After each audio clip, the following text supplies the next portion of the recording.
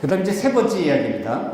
우리가 꽃그림을 통해서 삶과 꿈을 이야기한다는 건데, 저는 이제 그 일본의 한국이 채색하라는 책이 있습니다. 그걸 제가 이제 그걸 그 편집을 하고 그걸 이제 기획을 했는데, 그 덕분에 사실 이런 전시가 이루어진 거예요. 2년 전에는 책거리전, 그리고 이제 꽃그림전을 이렇게 하게 됐는데, 그때 이제 일본에 촬영을 간 겁니다.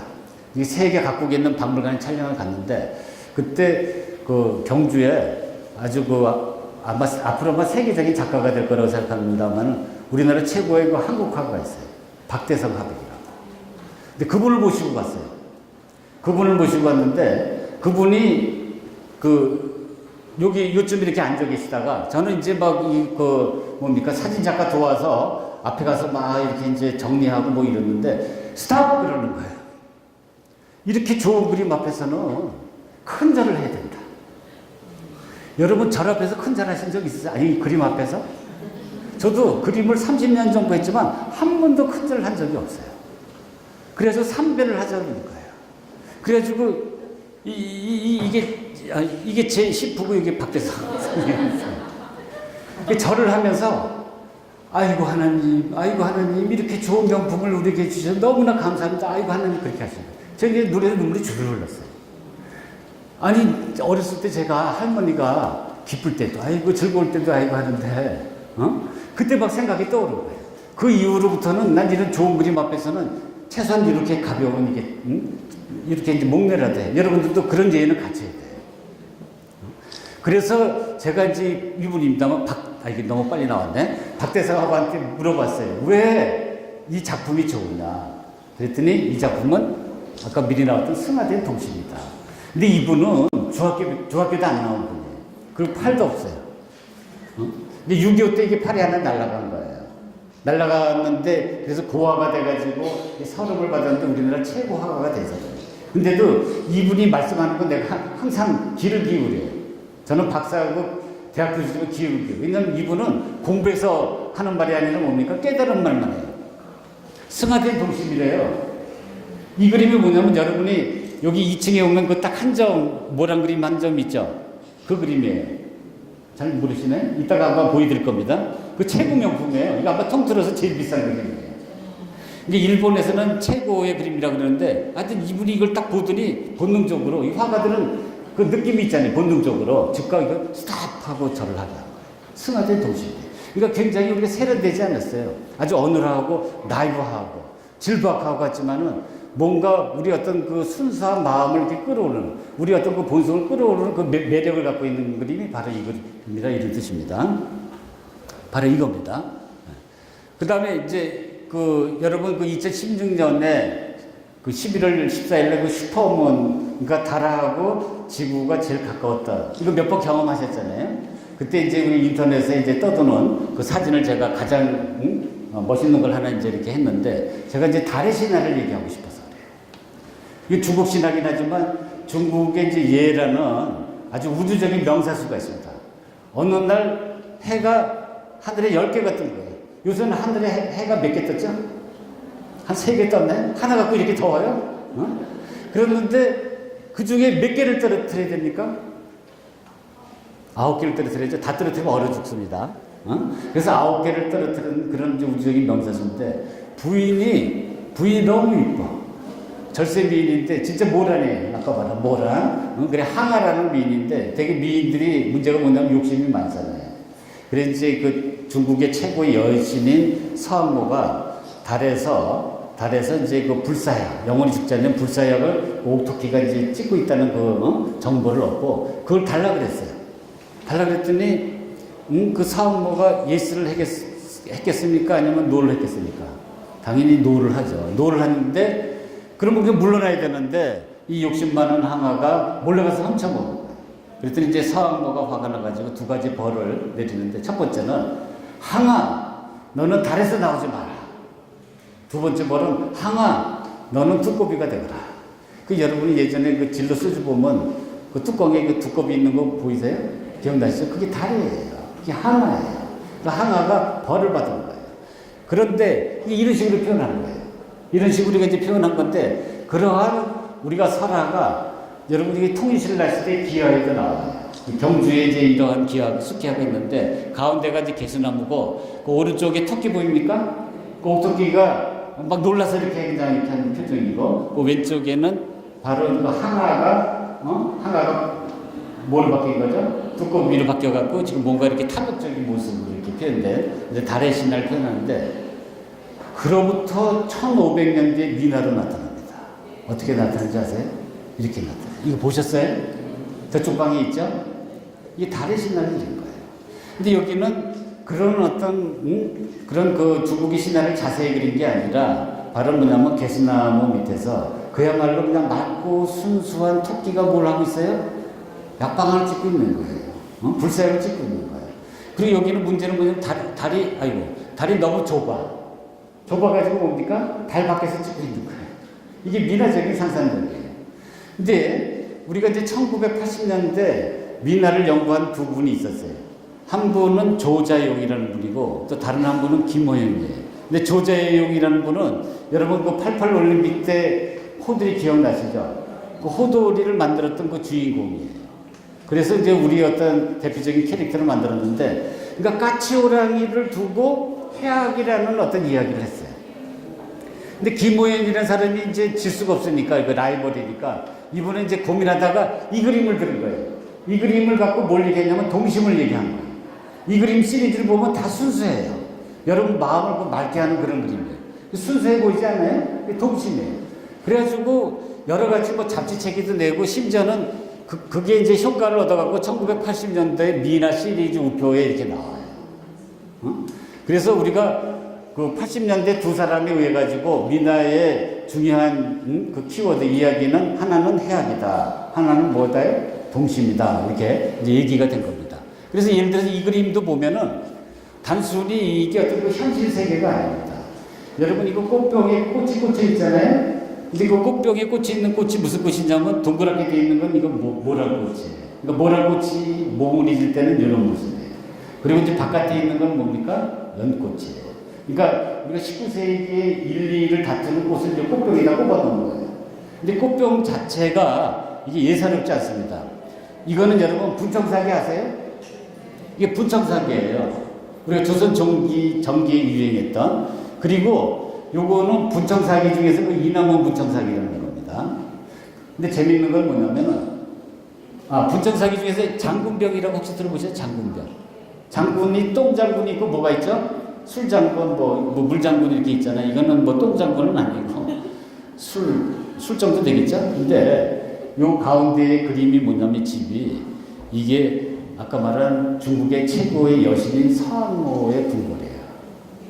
이거는 그냥 현실 세계가 아니라 이상 세계고 이거는 신선 세계예요. 그러니까 이 그림 자체는 현실을 그린 게 아니에요. 이거는 현실과 이상을 넘나드는 그림이에요. 그래서 여기 보시면 입구를 보시면 입구가 원래 옆으로 이렇게 보여야 되는 게 어떻게 보여요? 이렇게 정면으로 보이잖아요. 그리고 또 그 주변에 해무리 같은 붉은 기운이 이렇게 감돌고 있고 또 어깨에 뭐가 있습니까? 공작 보입니까? 공작이 이렇게 호위하고 있어요. 그러니까 이거는 우리가 이런 여느 세계가 아니다 하는 거를 우리가 이런 걸 통해서 우리가 알 수 있는 거죠. 그래서 미나라는 거는 삶과 꿈을 오고 가는 세계고 현실과 이상을 넘나드는 세계다. 이렇게 됩니다. 그러면 왜 현실을 그리지 왜 이상을 그리냐? 왜 삶을 그리지 왜 꿈을 그리냐? 바로 김홍도의 이 그림이 그 해답을 갖고 있어요. 이게 지금 무슨 장면입니까? 길섬하는 장면이죠. 이거는 여러분들이 잘 아는데 이건 혹시 뭔지 아세요?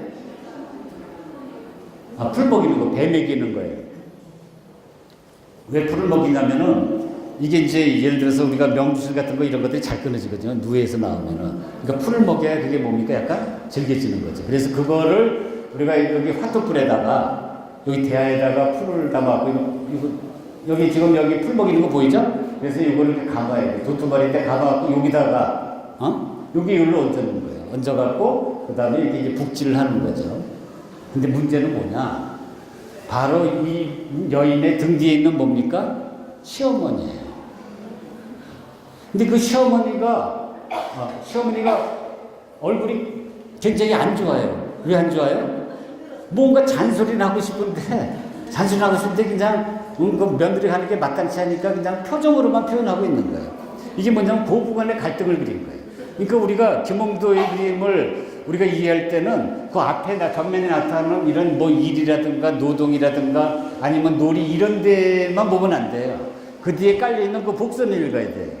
그러니까 앞에는 우리가 길쌈이라는 노동이 있지만 그 뒤에는 뭐가 있습니까? 고부 간의 갈등이 있는 거예요. 근데 그 고부 간의 갈등을 우리나라 며느리들, 우리나라 여인들은 어떻게 해결했냐 이런 식으로 해결한 거예요. 그 배틀가라는 노래를 부릅니다. 제가 한번 읽어보겠습니다. 월궁에 노는 선녀 옥황님께 죄를 짓고 나는 원래 선녀였다. 근데 운이 나빠갖고 죄를 져가지고 인간들로 기양와서 좌우산천 둘러보니 할 일이 자실 일이 전혀 없어. 그냥 배가 아니라 뭡니까? 금사예요. 금사 한 빌 짜자하고 어디로 갑니까? 월궁으로 치치다더라요. 월궁으로 가가지고 달 가운데 있는 아까 말한 그 개수나무 그것도 동편에 뻗은 그 가지를 그냥 도끼도 아니고 무슨 도끼? 은도끼를 이렇게 찍어내서 김대모 앞집에 김대모 뒷집에 이제 이대목을 불러다가 만듭니다. 근데 만드는 것도 기가 막힌 게 여기 보시면은 구름에다 잉하를 거는데 잉하를 원래 이제 그 위에다 이렇게 걸어야 되는데 눈썹대라고 거기 거는 게 아니라 구름에다 가는 거예요. 이거 굉장히 우주적인 표현이에요. 그죠? 그 다음에 이제 뿌리도 물에 삶는 게 어디다 삶아요? 안개 속에다 이렇게 삶아가지고. 근데 나는 선녀긴 선녀인데 그냥 선녀가 아니라 무슨 선녀? 양귀비다. 이게 요새 말하는 뭡니까? 약간 공주병 같은 거예요. 그래서 시어머니가 아무리 뒤에서 잔소리를 해도 나는 아무 문제가 없다. 나는 선녀다. 양귀비다 하면서 그 스트레스를 이겨나가는 거예요. 바로 미나에 나타나는 꿈의 세계. 미나에 나타나는 이상세계도 이거 같은 원리예요. 우리가 그 고단한 삶을 바로 뭐로 이겨나가는 겁니까? 바로 꿈과 이상을 꿈꾸면서 그리면서 이겨나가는 거예요. 그래서 예를 들면은 바로 이제 왼쪽에 여러분 보시면은 제가 왼쪽이 여러분 오른쪽이네요. 오른쪽 제 뒤편에 있는 그림을 보면 이것도 현실 세계가 아닙니다. 왜 현실 세계가 아니냐면은 여러분 그 천원지방이라는 말 혹시 아세요? 천원지방. 하늘은 둥글고 땅은 뭡니까? 네모난 거예요. 이 둥근 게 이게 뭐예요? 하늘이에요. 달일 수도 있고 해일 수도 있고 지구일 수도 있고 아주 하늘이에요. 그 다음 이거는 뭡니까? 이거는 땅이에요. 그런데 이 하늘에 꽃을 2개, 땅에 나무를 2개가 있는데 공교롭게도 그게 봄, 여름, 가을에 딱 맞아 떨어져요. 다시 말하면 봄에 모란 보입니까? 여름에 능수보들, 가을에 국화, 그 다음에 겨울에 뭐가 있어요?